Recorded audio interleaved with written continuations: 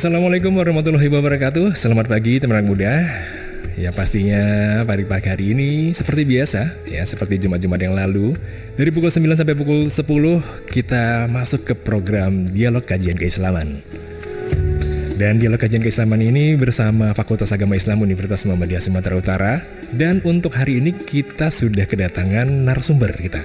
Jadi pada pagi hari ini narasumber kita yaitu Bapak Selamat Pohan, SAGMA, itu selaku Ketua Prodi PIAUD FAI UMSU dan juga Ketua Lembaga Dakwah Khusus PWM Sumatera Utara. Baik teman-teman muda, hari ini juga kita siaran langsung ya. Kita juga mau menyiarkan siaran langsung atau live di Facebook kita di UMSU spasi MRadio spasi Medan.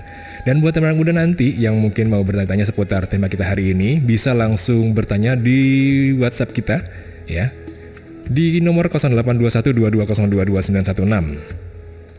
Sekali lagi buat kalian semua teman-teman muda yang mungkin mau bertanya seputar tema kita hari ini, bisa langsung melalui WhatsApp kita ya di 082122022916 dan juga melalui Facebook kita di UMSU spasi MRadio spasi Medan. Baik teman-teman muda, hari ini kita mengangkat tema yaitu pendidikan Islam di lingkungan keluarga.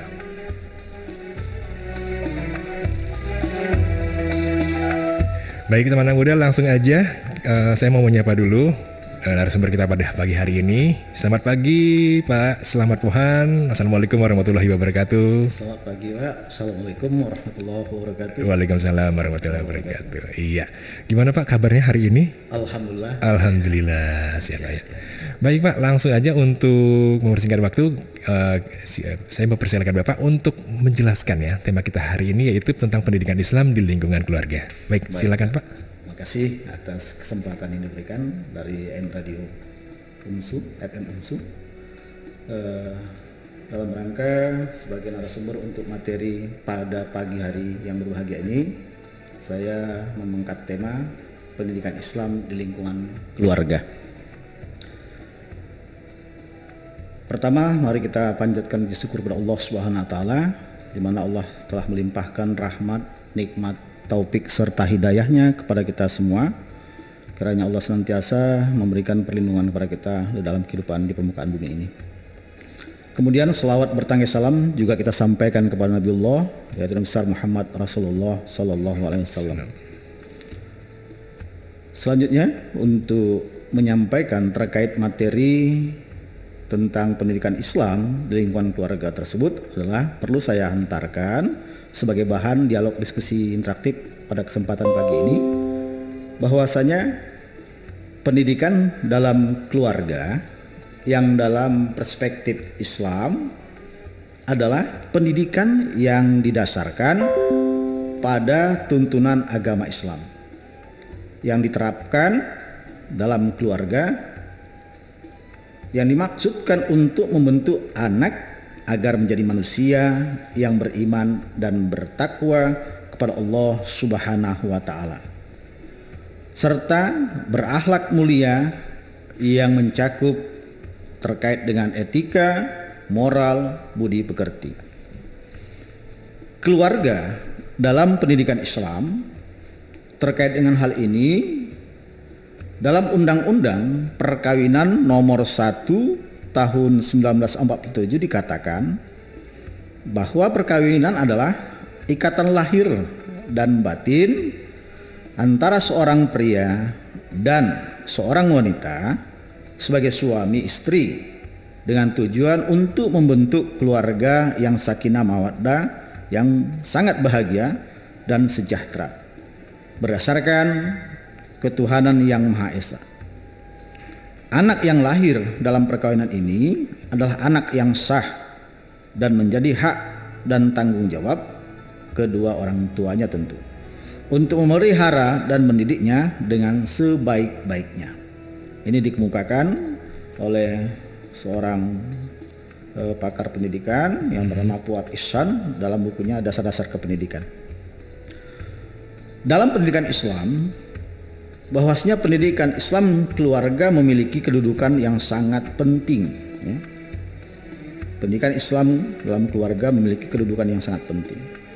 Lingkungan keluarga merupakan lingkungan pendidikan yang pertama Karena dengan keluarga inilah anak pertama-tama mendapatkan didikan dan bimbingan. Juga dikatakan lingkungan yang utama, karena sebagian besar dari kehidupan anak adalah di dalam keluarga. Sehingga pendidikan yang paling banyak diterima oleh anak adalah dalam keluarga. Hal inilah yang sangat penting kita bicarakan. Hal ini dikemukakan oleh seorang pakar pendidikan, yaitu Bapak Hasbullah. Nah, terkait dengan masalah pendidikan Islam lingkungan keluarga, kita bisa melihat ada dua komponen yang perlu kami sampaikan terkait dengan pendidikan Islam ini menurut Zakia Derajat. Komponen pertama adalah terkait dengan materi pendidikan, dan yang kedua adalah terkait dengan metode pendidikan. Nah, untuk materi pendidikan otomatis dalam pendidikan keluarga secara Islam itu tidak terlepas dari yang pertama ditanamkan adalah terkait masalah tauhid, ya, atau akidah. Nah, materi tauhid yang berkenaan dengan akidah tersebut, ya, berkaitan dengan tauhid, ini jelas akan memperkuat konsep pendidikan Islam dalam keluarga sesuai dengan firman Allah dalam surat At-Tahrim ayat 6. A'udzubillahi minasyaitonirrajim. Bismillahirrahmanirrahim.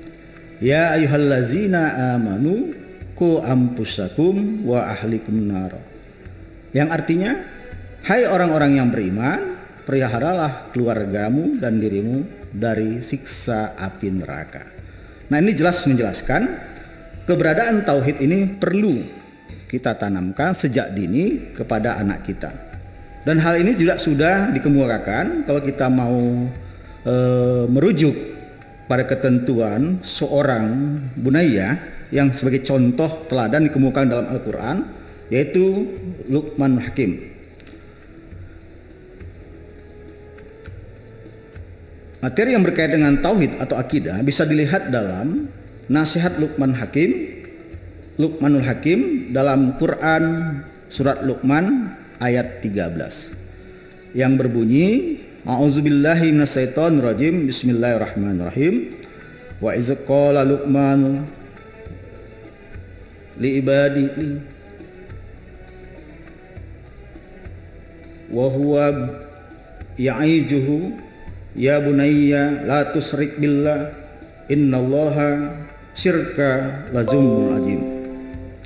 Yang artinya, dan ingatlah ketika Luqman berkata kepada anaknya ketika memberi pelajaran kepadanya, wahai anakku, janganlah engkau menyekutukan Allah, karena syirik itu adalah kejoliman yang besar. Quran surat Luqman ayat 13. Nah, ini yang pertama. Dan yang kedua, dalam pendidikan Islam ini dalam keluarga perlu ditanamkan adalah berkaitan masalah ibadah. Karena ibadah adalah segala ketaatan yang harus dilaksanakan sebagai tanda pengabdian kita sebagai hamba Allah kepadanya dengan tujuan mendapatkan ridha Allah Subhanahu wa taala serta mengharapkan pahala yang Allah janjikan di akhirat kelak. Ini menurut Yusuf Qaradawi. Itu yang kedua terkait masalah kewajiban kita terhadap masalah hal sholat khususnya. Dan ini ditekankan juga dalam surat Luqman ayat 17 yang berbunyi, Bismillahirrahmanirrahim. Ya bunayya aqimis shalah wa'mur bil ma'rufi wa anha anil munkar wasbir ala ma asabaka inna zalika min azmil umur. Artinya, wahai anakku, dirikanlah sholat dan suruhlah manusia mengerjakan yang baik dan cegahlah mereka dari perbuatan yang mungkar, dan bersabarlah terhadap apa yang menimpa kamu. Sesungguhnya yang demikian itu hal-hal yang diwajibkan oleh Allah Subhanahu wa taala. Quran surat Luqman ayat 17. Itu yang kedua terkait dengan masalah materi pendidikan kan. Nah, yang ketiga adalah berkaitan dengan masalah akhlak. Bahwasanya dalam pendidikan keluarga penanaman akhlak juga harus ditekankan. terkandung dalam kisah Luqman Al-Hakim adalah materi akhlak. Materi yang dimaksudkan di sini adalah segala nilai yang terkandung dalam kisah tersebut yang berhubungan erat dengan akhlak yang mencakup ajaran akhlak yang diberikan Allah Subhanahu wa taala. Juga akhlak yang disampaikan Luqman Al-Hakim, akhlak adalah sikap yang melahirkan perbuatan dan tingkah laku manusia menurut Daud Ali dalam bukunya Pendidikan Islam. Nah, jadi akhlak juga harus tanamkan menjadi prioritas ketiga dalam pendidikan keluarga. Dan yang terakhir, keempat, untuk materi pendidikan di keluarga adalah berkaitan dengan muamalah. Pendidikan muamalah yang diajarkan Luqman Hakim kepada anaknya paling tidak memiliki esensi tujuan yang dapat dia aplikasikan dalam kehidupan. Tujuan pendidikan muamalah itu adalah membentuk kehidupan yang baik, membina kepribadian, dan mengetahui hak dan kewajiban dalam bermasyarakat. Nah, itulah 4 hal untuk materi pendidikan yang perlu ditanamkan pendidikan Islam dalam keluarga atau lingkungan keluarga.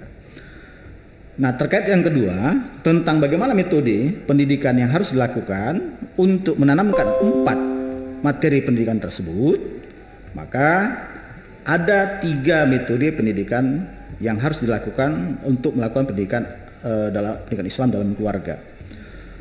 Pertama adalah metode keteladanan, dan yang kedua adalah metode pembiasaan, dan yang ketiga adalah metode cerita.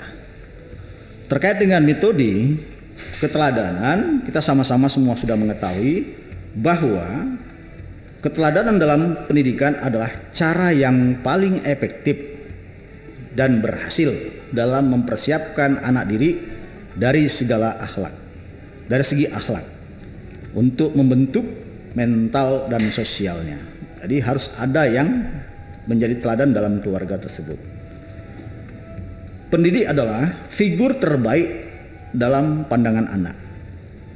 Tindak tanduk dan sopan santunnya orang tua atau keluarga, disadari atau tidak, akan diikuti oleh anak. Mudah bagi orang tua untuk memberikan satu pelajaran kepada anak, namun sangat sulit bagi anak untuk mengikutinya ketika ia melihat orang yang memberikan pelajaran tersebut tidak mempraktekkan apa yang diajarkan.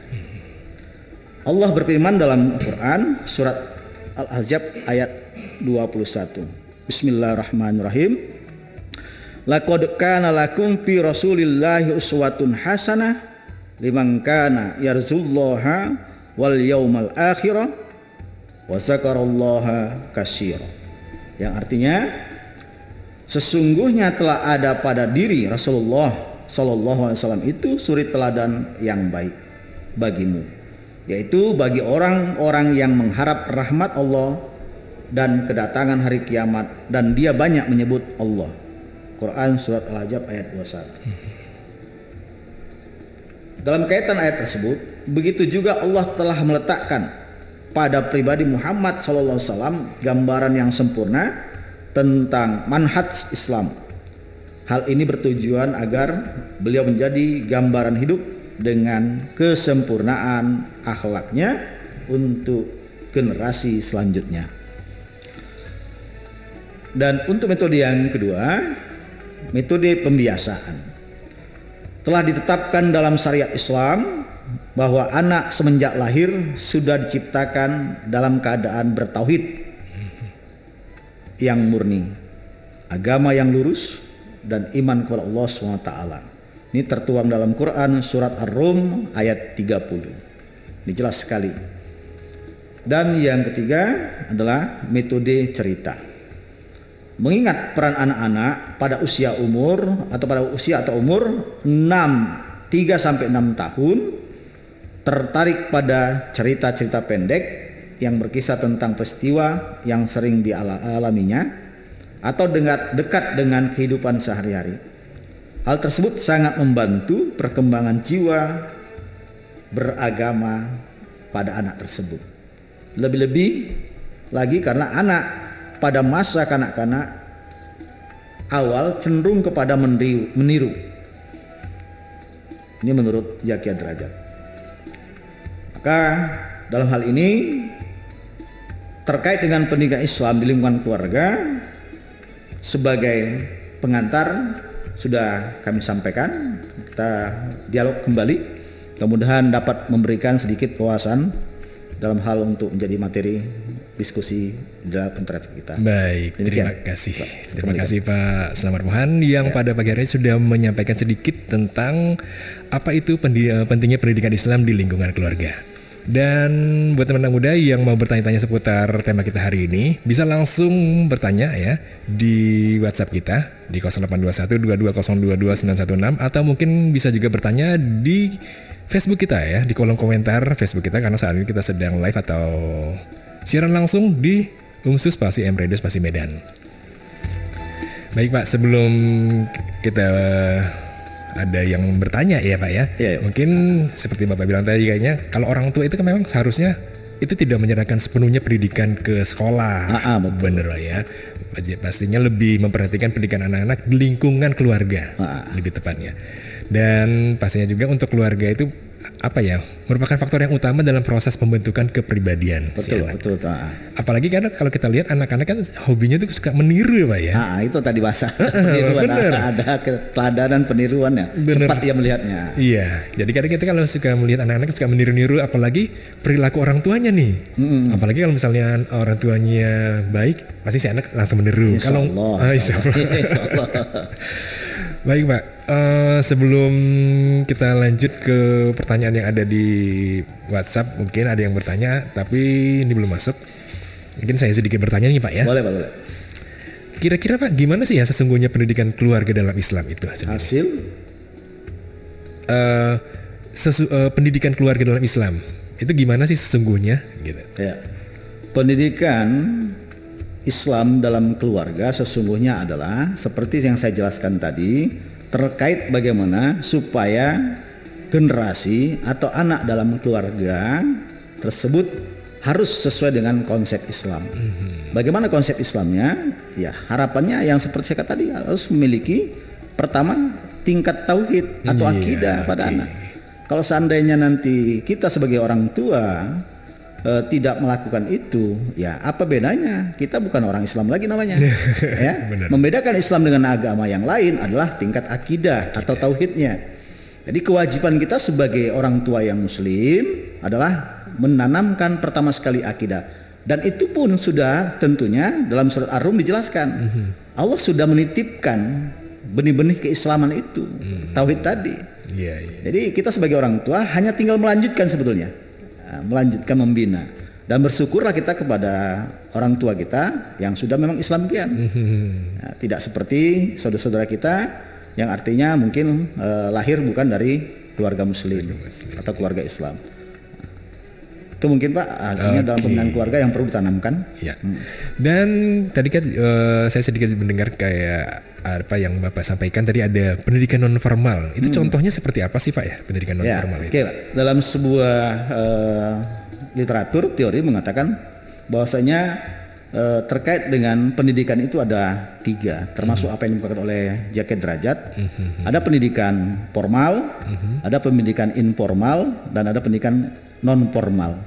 Nah, kalau pendidikan formal itu adalah pendidikan seperti yang Bapak sampaikan tadi, itu pendidikan dilakukan di sekolah. Kita nggak bisa sepenuhnya menyerahkan pada sekolah. Nah, pendidikan terhadap anak-anak kita, karena hanya berapa jam di sekolah gitu kan. Sementara anak lebih banyak waktunya untuk dalam keluarga. Nah, itu pendidikan formal. Nah, terkait dengan pendidikan informal, itulah pendidikan dalam keluarga, tanggung jawab orang tua, tanggung jawab keluarga. Nah, bagaimana supaya anak itu betul-betul memiliki terkait 4 komponen tadi, bagaimana tauhidnya, kemudian bagaimana ibadahnya, bagaimana masalah akhlaknya, bagaimana masalah muamalah. Nah, itu yang informal. Nah, sementara yang non formal itu terkait masalah pendidikan yang didapat di luar keluarga, di luar sekolah, nanti di masyarakat. Nah, terkait pendidikan di masyarakat itu salah satunya umpamanya si anak belajar masalah bukannya ikut majelis taklim. Nah, itulah pembinaan pendidikan non formal yang betul gitu. Yang lainnya yang mungkin bukan agama bisa ikut kursus-kursus atau les gitu kan. Nah, itu yang non formal. Ya, atau gitu. Kayak ekstrakurikuler gitu. Ekstrakurikuler ya, nah, itu. Jadi pembinaannya di masyarakat yang melakukannya itu non formal. Oke. Jadi kalau pendidikan keluarga ini cenderung kepada pendidikan informalnya. Informalnya. Yang jelas tanggungannya lebih besar lah. Kalau pendidikan formal mungkin yang sebatas dari jam 7 sampai jam 1 gitu kan. Atau keluar di pesantren ya. Di pesantren mungkin 24 jam. Nah, kalau non formal dia sebatas hanya waktu yang diberikan, tidak selamanya gitu. Ada waktunya sesuai dengan targetnya lah kan aturannya. Jadi kalau pendidikan keluarga tanpa batas atau informal gitu Pak. Jadi baik. Iya Pak. Baik, terima kasih Pak sudah menyampaikan sedikit ya jawaban dari pertanyaan saya tadi. Dan teman-teman muda, buat yang mau bertanya-tanya seputar tema kita hari ini yaitu tentang pendidikan Islam di lingkungan keluarga, bisa langsung bertanya di WhatsApp kita di 0821-22022916 atau bisa melalui Facebook kita, dan di Facebook kita yaitu UMSU spasi MRadio spasi Medan, karena saat ini kita juga sedang siaran langsung atau live ya. Baik, sambil menunggu mungkin kayak kita break sejenak Pak ya. Oh boleh. Iya.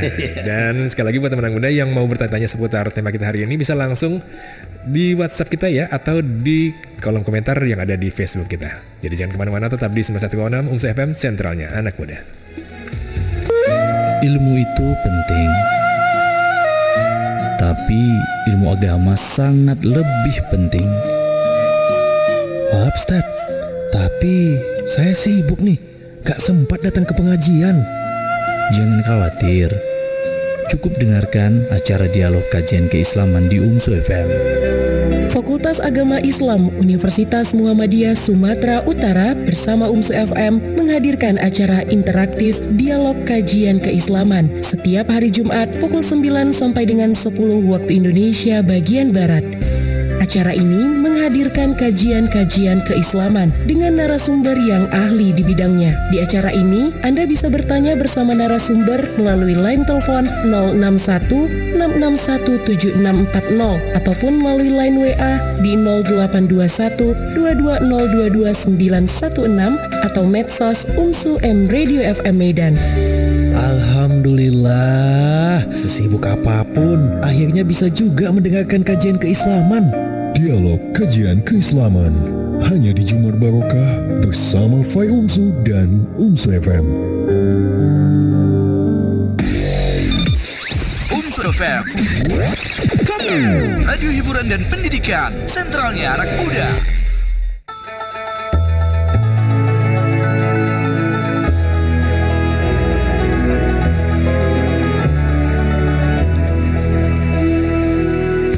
Baik teman-teman muda, kita masih di program Dialog Kajian Keislaman, dan pada hari ini kita mengangkat tema yaitu pendidikan Islam di lingkungan keluarga. Dan telah hadir bersama kita tadi sebagai narasumber yaitu Bapak Slamet Pohan, SAG MA, selaku Ketua Prodi PIAUD Fai UMSU dan juga Ketua Lembaga Dakwah Khusus PWM Sumatera Utara.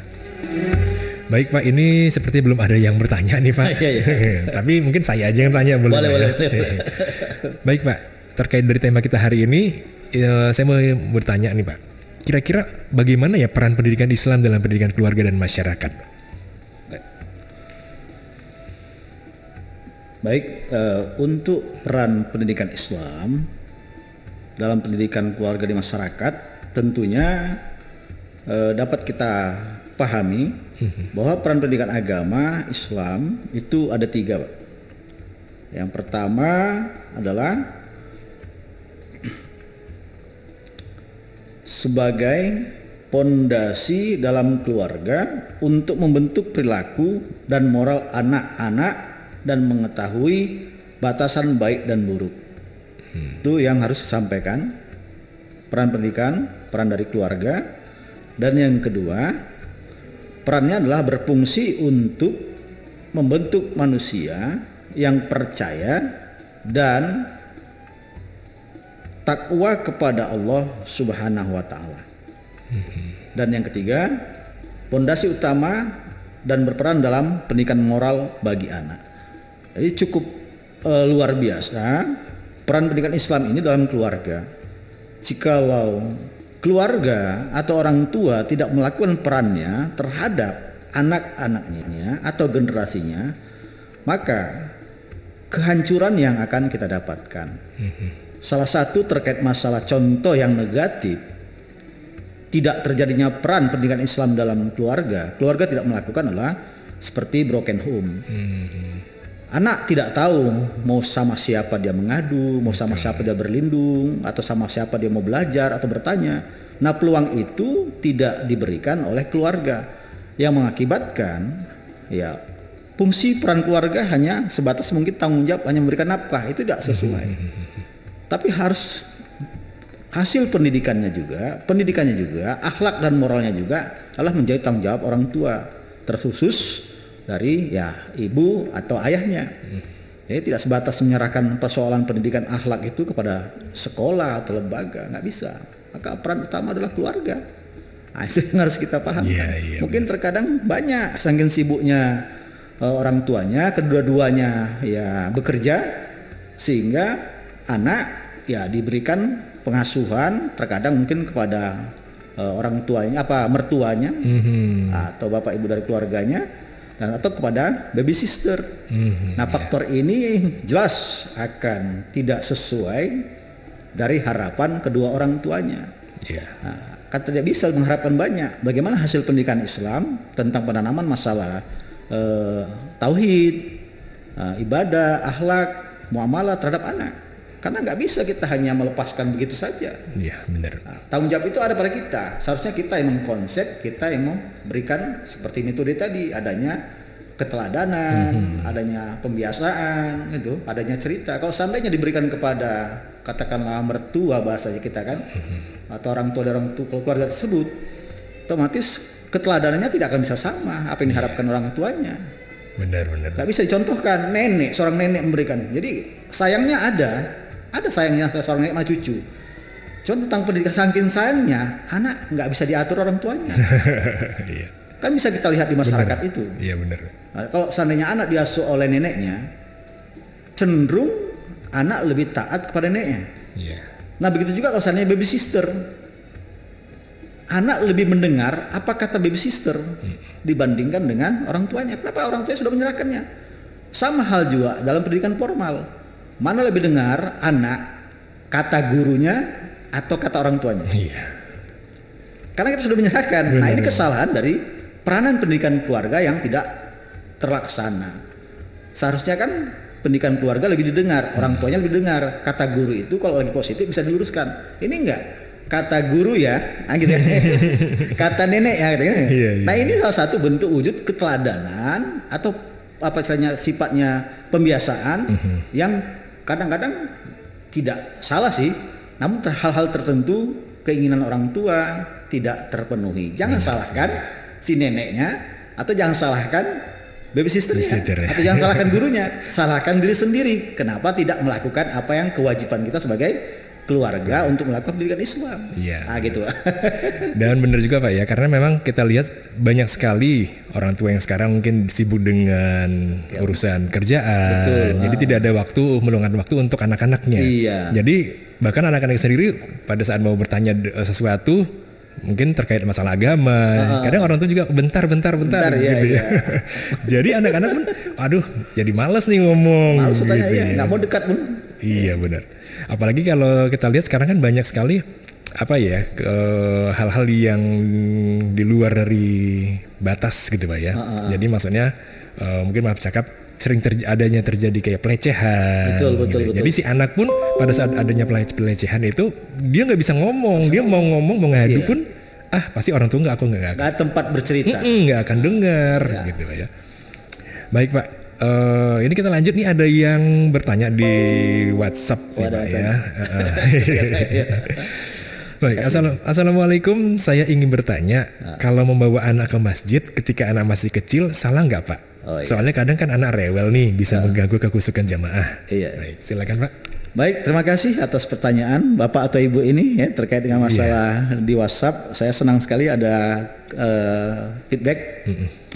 Jadi kalau seandainya pertanyaan sedemikian, memang kita sering di masyarakat dengar secara pendidikan ini termasuk non formal, membawa anak kepada masjid untuk memberikan pembiasaan, mungkin gitu kan, atau mungkin ada keteladanan, karena orang tuanya sering ke masjid, jadi anak mungkin ingin masjid, atau pembiasaannya supaya anak nanti dewasa terbawa-bawa untuk dekat dengan masjid, maka dari sejak kecil kita bawa ke masjid. Pertanyaannya, apakah salah membawa anak ke dalam masjid?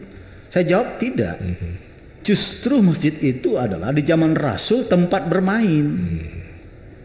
Tapi tempat bermainnya bukan pada saat waktu sholat. Bukan waktu sholat bermainnya. Habis sholat anak dibiarkan di pelataran masjid itu untuk bermain dengan teman-temannya. Karena akan lebih nyaman anak berada di lingkungan masjid daripada dia di lingkungan yang terbuka, tempat lain yang nggak bisa kita pantau. Iya, benar. Menurut saya bagus, itu adalah suatu pembiasaan yang positif untuk bagaimana mengenalkan atau mendekatkan anak sejak dini kepada masjid. Kalau ada yang mengatakan bahwasanya jangan datang ke masjid anak-anak kalau ribut, itu adalah orang tua yang tak tahu bagaimana masa kanak-kanaknya. Mungkin orang tua itu tidak bahagia atau dia tidak punya anak, sehingga terlalu mudah untuk menyatakan ketika anak bergelut bermain di masjid ketika saat sholat pun, ya saya pikir itu sah-sah saja. Namanya anak-anak.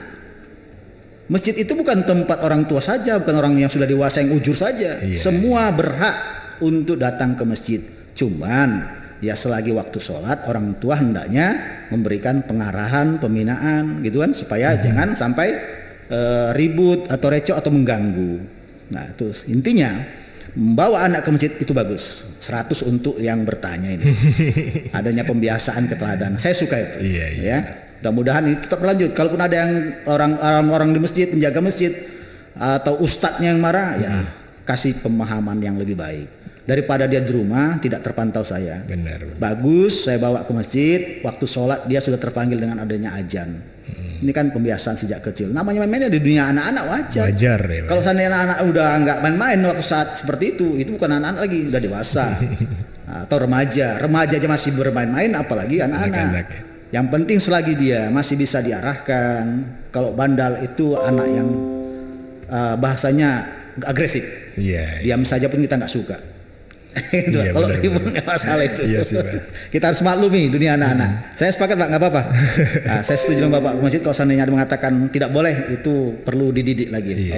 Pemahamannya tentang masalah mendidik anak-anak untuk kebaikan atau untuk dekat dengan masjid. Benar sekali. Sudah pas tuh Pak. Dan memang benar Pak ya. Saya juga sempat ngelihat ada beberapa masjid, kita nggak usah disebutkan masjidnya di mana. Saya pernah ngelihat gitu. Kayak apa ya, memang dilarang gitu. Dilarang. Saya juga bingung ini maksudnya dilarang apa gitu. Betul. Karena memang seperti Bapak bilang, untuk pendidikan dari anak-anak sendiri kan bisa dimulai dari kecil memang benar. Dan ya kita harus maklum lah ya, wajar dengan apa namanya tadi, dengan sifat anak-anak tadi. Sifat kanak-kanak. Yang suka bermain, tapi memang ada batasannya pada saat pada saat bermain-main, pada saat ibadah, sholat. Arahkan aja. Gitu. Baik, ini tadi ini ada balasan lagi Pak. Makasih Pak, saya jadi lebih paham. Nanya lagi nih Pak. Tapi ada orang tua menyuruh anaknya sholat di masjid Pak, sementara orang tuanya di rumah. Ini gimana sikap anak Pak? Karena si anak pasti bertanya-tanya. Ini dari ibu, saya Ibu Pertiwi di Johor Pak. Oke, makasih Ibu Pertiwi di Johor atas tanggapannya dan responnya. Memang persoalan untuk keteladanan dan pembiasaan seperti yang dikatakan Imam Ghazali itu secara teori sudah benar. Cuman praktik dalam pendidikan keluarga, orang tuanya lah yang mungkin belum bisa atau belum mau atau belum sempat. Karena terkadang antara orang tua, ayah atau ibu juga harus saling mengisi. Memang ada di antaranya di masyarakat, anak disuruh ke masjid, sementara ayahnya tidak ke masjid. Kan gitu. Ini jadi pertanyaan. Iya benar. Banyak. Jadi kondisi seperti ini jadi beban bagi mungkin orang di masjid. Ya, kalau ribut tak terpantau. Siapa mengingatkan gitu, ya kan? Mungkin masalahnya. Jadi kalau seandainya ada orang tua nyuruh anak ke masjid, sementara ayahnya tidak ke masjid, itu kurang tepat. Jadi tidak terjadinya semacam keteladanan. Tidak terjadi keteladanan. Jadi tanggung jawab peran orang tua di situ kurang bagus. Terkecuali memang ada alasan lain. Contoh, ya si ayah pulang udah kesorean atau kecapean. Tapi setidaknya sekali juga harus didampingi. Jangan sama sekali absen di masjid gitu. Ini absen nggak pernah sama sekali datang ke masjid ketika ada Ya, saat meninggal saja. Atau Idul Fitri aja Pak ya. Iya. Jadi itu Bu, pada prinsipnya kalau ada orang tua seperti itu, ya kalau tidak ada kegiatan aktivitas apa-apa, orang tuanya tidak mau ya ikut ke masjid atau hanya menyuruh saja, itu perlu dikoreksi dan evaluasi. Mungkin ada sesuatu penyebab yang sehingga si ayah tidak mau ke masjid. Padahal prinsipnya saya nggak sepakat untuk itu. Kalau nggak bisa ayahnya untuk mendampingi, kan tidak salah juga ibunya untuk mengantarkan. Nah, tidak salah. Jadi kalau seandainya ayah nggak sempat atau bapak nggak sempat, ya mungkin ibu lah sesekali supaya melihat kondisi bagaimana anak ke masjid. Dan itu sesuatu pendidikan non formal di masyarakat juga akan menilai. Kalau seandainya keluarga anaknya ke masjid, orang tuanya ke masjid, nah ini pertanda. Memang kalau untuk kaum ibu sih sebaiknya di rumah. Cuma dalam bentuk pembinaan anak masih kecil-kecil, tidak salah membawa anaknya untuk pembiasaan dan keteladanan untuk sholat di masjid. Gitu-gitu Bu. Nah itu saya pendapat. Bang, satu sisi ya kembali kepada ayahnya lah atau orang tuanya. Kalau memang dia punya tingkat keimanan, ya tingkat ketakwaan, keislaman yang cukup, saya pikir terkait dengan masalah untuk membiarkan anak ke masjid saja itu tidak bagus. Pasti ada satu hal tertentu mungkin yang jelas kita hantarkan dulu, masyarakat sudah tahu oh ini anak siapa. Jangan sampai anak datang ke masjid ini tanya siapa nama ayahmu. Ya kan, siapa ayahmu, nggak tahu orang masjid ini anak siapa. Itu yang masalah, berarti orang tuanya tidak pernah ke masjid sama sekali. Itu masalah. Tapi kalau seandainya sudah tahu ini anak siapa, berarti orang tuanya, masyarakat sudah paham. Oh ini faktornya orang tuanya pulangnya seperti ini. Orang nggak bertanya lagi. Yang jadi masalah anak datang ke masjid nggak tahu siapa orang tuanya di masyarakat itu. Ini persoalan Bu. Gitu menurut saya Bu. Apalagi berdekatan dengan masjid. Bukan masjid. Astagfirullahaladzim, kalau itu udah luar biasa. Baik Pak, ini satu lagi Pak ya. Kita kan mau masuk ke bulan puasa nih. Jadi gimana mengajarkan anak untuk berpuasa? Jadi sejak usia berapa idealnya mengajarkan anak berpuasa dan cara mengajarkan seperti apa Pak? Iya, makasih banyak Bu. Ini ibu nih ya, ibu pasti nih. Kalau untuk masalah anak memang berat ini tanggung jawabnya. Pak ayah kadang-kadang nggak ada perhatiannya, nggak ada waktu mungkin ya. Tapi atau bagi tugas ya, Nah, untuk terkait masalah akan masuknya bulan Ramadan, untuk pendidikan anak supaya dia terpanggil melaksanakan saum, ya memang bagi kita mudah, tapi bagi anak mungkin sulit. Namun pengalaman saya Ibu terkait dengan masalah anak tersebut untuk berlatih puasa,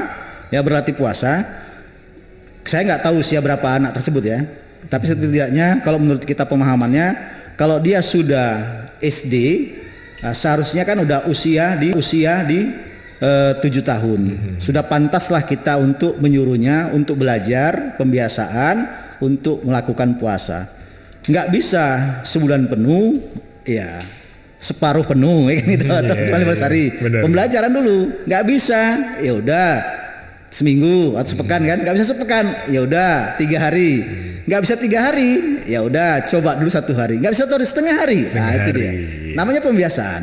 Dan belum ada dosa bagi beliau untuk tidak puasa. Namun keinginan orang tua kan lain, ada rasa kebanggaan bagi orang tua khususnya ketika anak kecilnya masih ya enak-enaknya bermain, enaknya bersenang-senang, enaknya sedang jajan, tiba-tiba berlatih dia puasa. Kita sedih melihatnya ketika sudah di jam 5 sore lesu, lunglai, kasihan kita nengoknya. Udahlah buka aja lah, kadang seperti itu nanti kita menyuruhnya kan. Kalau nggak tahan buka aja gitu kan. Nah, tapi yang jelas Bu, pengalaman saya, anak saya yang usia kelas 1 SD itu sudah belajar, dapat umpamanya 7 hari, kemudian 8 hari. Kemudian tahun berikutnya dapat 15 hari.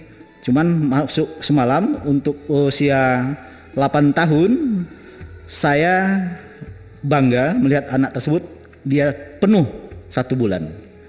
Tapi dengan apa caranya? Caranya ini Bu yang perlu. Saya mohon maaf Ibu, artinya memberikan wanfastasi, artinya memberikan janji kepada beliau, pada anak saya ini. Namanya Habib, ya Habib Pohan lah kan. Ayah, kalau seandainya puasa ini tahun yang lalu kan dapat cuma 7, ini kan hari ini maunya penuh ya keping, bisa nggak? Bisa kan? Tapi dapat apa katanya? Itu dapat apa? Karena abangnya sebelumnya juga dijanjikan kalau seandainya puasanya penuh akan dibelikan sepeda gitu. Jadi ada semacam reward. Ada responnya, rewardnya, kasih reward, janji seperti itu. Nah kebetulan saya hanya pada saat itu nggak yakin saya Bu nengok anak saya Habib Pohan ini bisa full puasanya sebulan. Kenapa? Iya. Dia kepingin HP. Saya janjikan HP. Kalau bisa Habib full puasanya sebulan, ayah akan kasih HP. Tapi bukan yang baru, second. Bisa? Siap, semangat dia. Oke. Nggak sahur pun dia selama sebulan tuh ada 3 kali nggak sahur, tetap puasa. Masya Allah. Itu motivasinya kan? Iya. Udah sore gitu kan, udah lemas juga. Ya buka aja lah. Nggak mau. Udah 20 hari katanya. Demi itu Pak ya? Iya, tapi nggak mau suruh buka, nggak mau. Jadi itu Bu, salah satu contoh yang saya lakukan terhadap anak saya usia 7 atau 8 tahun tersebut. Ada seperti janji lah kita berikan. Ternyata ya janji tersebut nggak terpenuhi Bu, nggak saya penuhi. Karena HP kan merusak. Saya alihkan terhadap yang lain, begini begono begini gitu kan. Ujungnya hanya bisa nantilah tunggu ada uang ayah. Begitu ada uang tidak saya berikan, tapi saya alihkan coba bagaimana betulnya. Terakhir ujungnya beli sepeda juga. Oke. Yang menyehatkan. Jadi dikasih pengertian loh Pak ya. Iya, kasih pengertian. Kalau HP kita beli nanti merusak. Nah, tapi janjinya dia kepingin kali. Nah, tapi jelas puasa sudah terlaksana. Kalaupun janji saya salah, tidak memenuhi HP, tapi saya alihkan dia terima. Nggak ada salahnya gitu. Yang penting kita kasihkan motivasi Bu. Nah, nggak bisa kita katakan puasa kau. Tengok siapa itu? Siapa namanya? Si Polan gitu ya. Masih 7 tahun puasanya udah penuh. Dia bisa. Kok nggak bisa? Nggak bisa gitu. Nggak bisa dilaga. Nggak bisa dibandingkan. Kita hanya lihat kemampuan anak sendiri. Anak kita lebih tahu sejauh mana dia mau. Yang penting kita harus puasa juga. Jangan sampai kita nyuruh puasa. Tapi kita kayak orang saya nggak puasa. Sama ke masjid tadi kan. Nyuruh ke masjid kan nggak ke masjid. Nyuruh anak puasa kita nggak puasa. Nah itu perlu keteladanan, pembiasaan. Saya pikir bisa Bu. Kalau kita ada kemauan, saya yakin. Yang penting anak sehat. Oke, baik Pak. Terima kasih buat Bapak yang telah menjawab pertanyaan dari Ibu Pertiwi di Johor tadi. Dan mudah-mudahan untuk Ibu Pertiwi sudah senang ya dengan jawaban dari Bapak tadi. Dan sepertinya waktu kita sudah habis Pak, nggak terasa Pak. Mungkin Bapak bisa langsung memberikan closing statement di akhir program ini Pak, silakan. Terima kasih Pak. Terima kasih pada Bapak Ibu yang sudah melakukan feedback untuk pertanyaan terhadap materi diskusi dialog interaktif kita. Sebagai closing statementnya saya sampaikan, kita sebagai orang tua, marilah kita bertanggung jawab atas amanah yang diberikan kepada Allah Subhanahu wa taala. Bahwasanya kita sebagai orang Islam, pendidikan Islam terhadap anak kita itu wajib menjadi tanggung jawab kita dunia akhirat. Antarkanlah mereka sampai dewasa terkait dengan masalah 4 hal tadi. Itu menjadi tanggung jawab kita. Tanamkan masalah tauhid atau akidah dengan baik. Kemudian ajari dia, tuntun dia, bina dia, biasakan dia terkait masalah ibadah, khususnya masalah sholat. Dan yang ketiga, berikan contoh keteladanan tentang akhlak dalam kehidupannya dalam keluarga. Dan yang keempat, lakukan dia bersosialisasi, bermasyarakat atau bermuamalah dengan baik. Agar kiranya hidupnya dewasa nanti ketika kita tidak mampu lagi untuk berbuat apa-apa, kita tidak menyesal. Dan kita tidak merasa berdosa ketika diminta pertanggungjawaban Allah kelak di hari kiamat. Itu saja bisa saya sampaikan, mudah-mudahan ada manfaatnya. Mohon maaf kalau seandainya ada yang kurang pas atas jawaban atau penyampaian. Mudah-mudahan lain waktu bisa kita diskusi lagi atau langsung bisa bertanya melalui WhatsApp, melalui informasi nanti bisa disampaikan di Radio. Itu saja yang sampaikan. Mohon maaf segala kekurangan, kepada Allah saya menampun. Assalamualaikum warahmatullahi wabarakatuh. Waalaikumsalam warahmatullahi wabarakatuh. Baik teman muda, dan itu tadi ya kajian dialog kajian keislaman kita pada hari ini. Dan yang pastinya saya mengucapkan terima kasih kepada Bapak Selamat Pohan yang pada hari ini telah berkenan meluangkan waktu untuk hadir di UMS FM.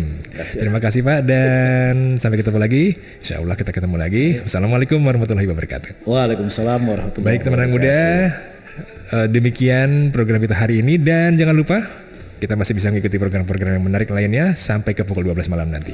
Baik, saya Iwan Kafi pamit, sampai jumpa lagi. Wassalamualaikum warahmatullahi wabarakatuh.